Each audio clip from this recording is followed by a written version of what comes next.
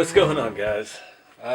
Wrapping up part 2 of the final assembly, but we're still a long way from done. So, this body is tedious, man. I don't know if it's just the fact that it's shiny paint that's stressing me out, but I've been trying to take my time, and man, it's just tedious. Now, I made a few pretty big mistakes in the assembly of this. First one being I put the LEDs in when I put the lights in.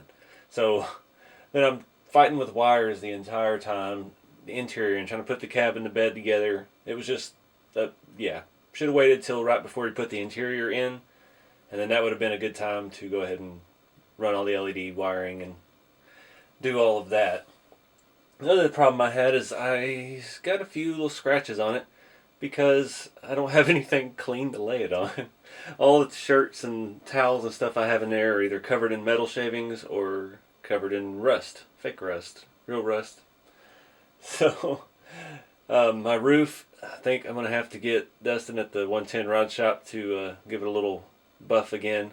But that's one good thing about this paint. It is the clear is so thick and so hard that it will buff right out. Still got a lot to do left on this truck, but this is the base kit assembly. Now we can move on to customizing. And I've got a theme, an idea, and I've got some parts, but I'm waiting on some more stuff. But this is going to be the Overland camping rig.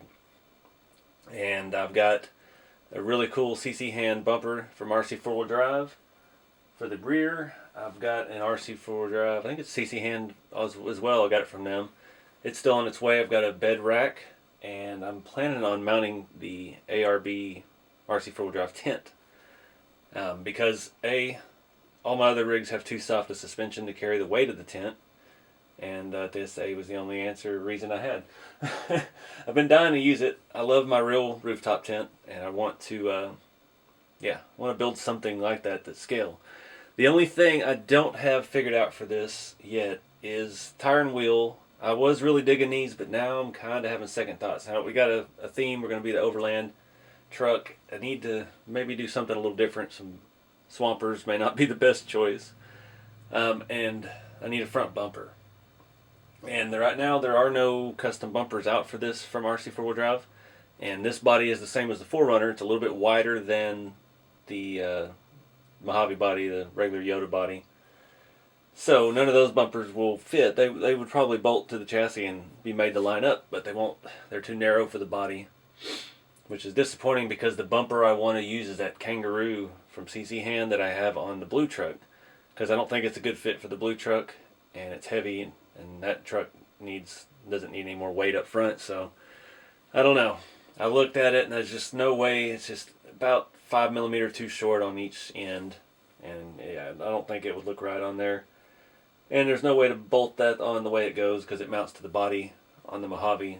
This one will most likely need one that mounts to the chassis because I want to strengthen it up. Our rear bumper we've got is going to mount to the chassis as well. But pretty happy with that come out. It's driving me nuts. I'm trying to be perfectionist and I can't be. And this shiny stuff is driving me nuts. So got a couple little things I'm working on still. We'll do some fine tuning. The hood, the magnet is not very strong, and I've been filing down our little plate here where the metal is, trying to get it to work a little bit better, because right now it's not really holding it a whole lot. I got the doors. Another major error I made. I'm not used to just this much paint. Even when I layer paint for patina and do all the rust streaks and stuff on it, it is not this thick. A, that's partially because it's automotive paint and clear, and B, I painted it poorly with base or primer, base, and clear before it got the final coat on it. So a lot of paint on this thing. So the door mounts on this are kind of tricky. You've got a plate that glues in up here, and you have two holes that's your door hinge. Well, I got it lined up, and I made one big mistake with that. Is I had the wrong glue. Last time when I did the 4Runner body, I used the 2-part epoxy. Worked great, dried fast, and I grabbed the brand new tube of 2-part epoxy I had, but it was not epoxy. It was actually JB Weld. So it took it like 3 days to dry, and I guess at some point during that it expanded and pushed my mounts out about millimeter and a half. So I put my doors on and they were off bad. And so I had to drill out the holes, because the doors attach with self-tapping screws at the hinge into that piece. So I drilled out those, kind of ovaled them up a little bit, and I just ran a regular fine thread screw in and a small M3 nut on the backside. You can't see it because they are up very high. They're about up here. And that fixed that problem. They're lining up pretty good. I'm not a huge fan of opening doors, honestly. You're out on the trail banging around. I mean, they have the magnets that hold them shut, and they do work well on this, but I would rather not have opening stuff. But this, we got the opening hood. We got that awesome engine, 22RE from Scale Designs by XtraCab, and still got a lot of detail to do under the hood. That's another area we've got more to do. Need to get some inner fenders. I haven't decided yet if I'm going to try to make some, or I'm going to have 110 Rod Shop print some. But I've got the master cylinder, and I've got a wiper motor and the coolant tank, overflow tank from Scale Designs by XtraCab. So we got to get all that stuff mounted up under the hood. But I really want to sort out the inner fenders first. Other than a couple little smudges of glue around the side windows, there's no avoiding that.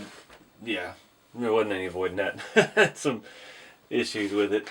I do need to pull the bed and the cab back apart. It's not really fitting well right here, and there's a lip on the inside of the body that this is supposed to hook around, and then you put the 2 screws through the 3 pieces from the interior to the cab into the bed. And I'm thinking maybe because the paint's layered up so thick on it, I put some glue on it and I clamped it for a while, but all said and done here, the sides have sunk in a little bit. They're not held in. So we're going to take that apart and do a little cleanup around those pieces, get it down to bare plastic, and get a real good 2-part epoxy on there so there's no coming loose. And a couple little things, like you can see in the keyhole steel and in the bed crack, that's polish from when Dustin polished the body after he clear coated it so nice.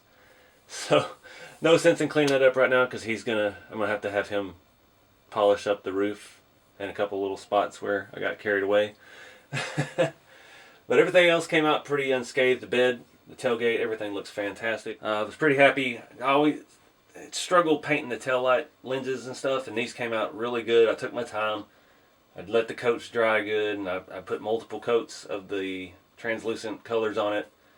I don't have any electronics on this yet. That's another thing we have to do. The only thing in it's a servo. So, yeah, this side's a little bit worse. You see it's sticking out a little bit. It needs to be like that. So, definitely got a little finesse left to do on that. Oh no, I scratched it. I said I didn't do that, and I scratched it. I hate shiny paint. I'm going to build like 10 rusted Mojave bodies after this just to get it out of my system. But really happy with my interior. I love how that came out, the 2-tone. I know it's not 100% accurate. I got critiqued a lot on that. Of course, it is the internet. Everybody's a critic, but it works. I like it. It's got a few imperfections as well. You can see it has some paint loss up there from glue. I'm struggling with glue lately. A lot of steps in this assembly kit that just said apply glue, and it's like, well, okay, but do I have to? Lots of little things I had to do twice. The windshield, it has a raised edge. The windshield's actually kind of reinforcement. It's real thick plastic. Having the opening doors, the A-pillars have to be pretty thick, and they couldn't do that because of the body style, so they added reinforcement in the windshield. And you have this raised edge that sticks through the body, gives you your window trim. And yeah, I painted the trim, and then I put it on, I got it all ready, and I was about to throw the interior in, and I realized you could see clear under the bottom edge. I didn't paint far enough down.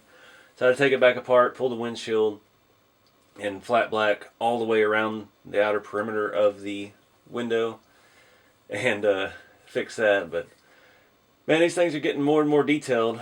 I struggled with this one quite a bit.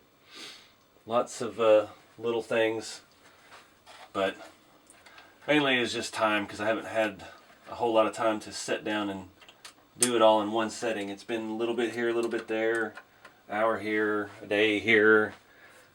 That engine looks fantastic, let me show you that. So you can see there, the firewall is just as shiny as the rest of it, and blacking out the interior really hides a lot of that. I've got some more work to do with the wiring for the lights as well. Everything is routed in the top of the fenders and behind the firewall. You can see one wire back there, which doesn't look bad for an engine bay, other than my servo wires just bunched up in the way. But it routes underneath the floorboard, and well, that's where I got to pick up and tie it down. I did have one wire, not sure if you can see that, probably not, it's for the best. One wire poked through up between the dash and the windshield. I got to pull that back down. Like I said, we'll button all that up next time, and I've got so many hours in this, man, it's driving me crazy. And I'm scared to death to drive it, but we are going to drive it, and we are going to take it to USTE, and you never know. There's so many good builds out there, and it's my first shiny paint attempt, so maybe at least get an honorable mention. Another thing we got to figure out is the intake. I got to look at some pictures that I'm not sure how high the camera. So we're gonna have to do something about the intake on that engine. I don't know what the stock one looks like. I'm gonna have to do some Googling and see if we can make something that goes along the lines with our inner fender. I'm sure it has an air box or something off to this side, or maybe we just get a little elbow and do a cone filter and, you know, aftermarket. But anyway, guys, I'm gonna wrap this up. This has been a long day. I got a long night of editing, another long day of work. So, yeah, let me know what y'all think. Be nice, because I'm very critical of this, and I have nitpicked it to death already. So, anything you want to point out, I've probably already seen the mistake. But I'm trying here. So stay tuned. We know we got more stuff coming on this. RC4wd drive is sending out some more cool stuff. We're gonna do some cool adventure truck overland kind of mods to it, and yeah, we'll just see where it goes. I appreciate y'all watching and following along with the channel, and welcome to all the new subscribers. That lowrider brought in a lot of new folks. Hope you take a look around and check out the other 600 some odd videos we got of building custom stuff and playing with scale trucks. But keep it scaling. I'll see y'all in the next one.